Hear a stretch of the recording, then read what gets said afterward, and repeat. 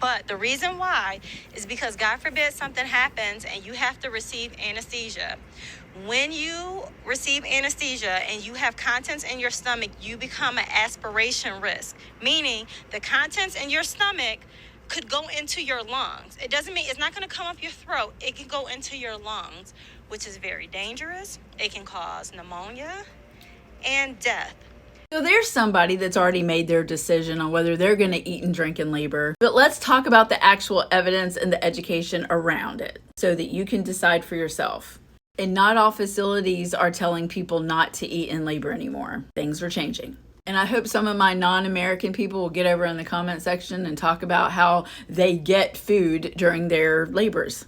The not eating for labor and delivery is a 1940s policy because back then, everyone that had a cesarean was put under general anesthesia with no open airway. All that's changed today. Today, only about 6% of the cesareans are done under general anesthesia. Most are done by spinal epidural. So just because you would choose something doesn't mean that we can scare everybody into doing something because, yes, there is a risk, but there's a risk to having a baby. There's a risk of Pitocin. There's a risk of induction. There's a risk of spontaneous labor. Pregnancy, labor, birth, postpartum is just an overall risk. But we have to look at the evidence so that you can critically think, take it or leave it, and make confident yes or no decisions. EvidenceBasedBirth.com, the evidence on eating and drinking in labor.